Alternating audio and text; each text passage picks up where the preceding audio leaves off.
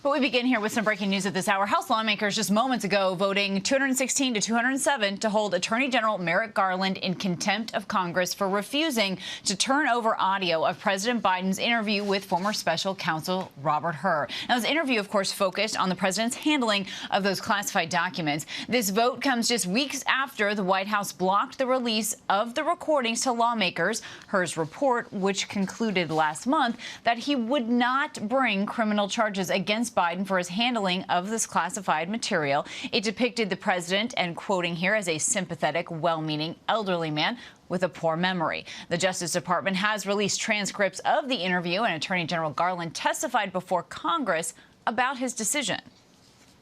I will not be intimidated, and the Justice Department will not be intimidated. We will continue to do our jobs free from political influence, and we will not back down from defending democracy. All right, ABC News' Jay O'Brien has more for us from Capitol Hill. So, Jay, now that this has passed here, what happens next? This goes to the DOJ, right?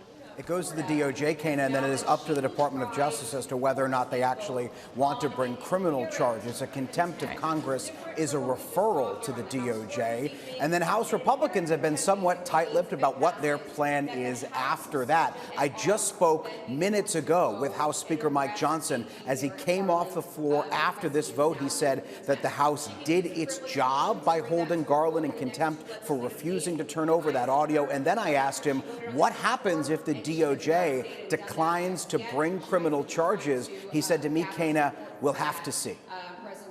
We'll have to see. And, Jay, I do want to share with you that we just got a statement here from the DOJ, the Justice Department, saying it's deeply disappointed that the House of Representatives has turned a serious congressional authority into a partisan weapon. They also talked, Jay, about today's vote. They say it disregards the constitutional separation of powers and the DOJ's need to protect its investigation. And, Jay, look, probably no surprise in this statement here what we're hearing. But I know as this vote was playing out here, it was critical that Republicans fell in line. I know you had your eye on those moderate Republicans in particular. How did this vote go down?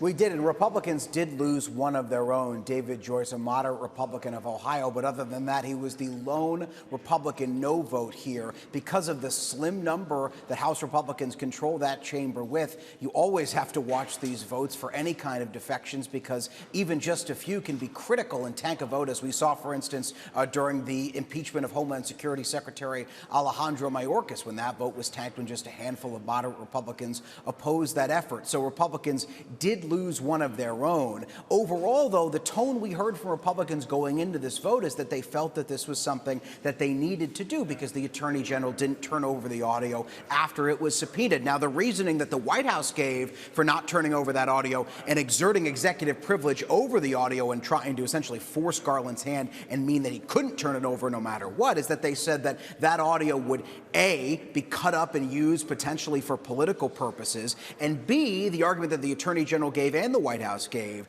is that by handing over that recording, it would discourage future subjects of federal investigations from participating in the investigations because they could be fearful that any kind of media, in this case audio of an interview that they gave, could then be handed over to Congress. Nonetheless, the argument that House Republicans made and the argument that they gave to their ranks and was successful in getting enough Republicans to vote for this was that this was an act of congressional oversight and needs to be seen through. Speaker Johnson, in addition to speaking to me, also issued a statement, and the gist of that statement, the way he ended it, was, we need the audio, Kana. All right, Jay O'Brien reporting there from the Hill with that vote. Thank you so much for being here with us, Jay.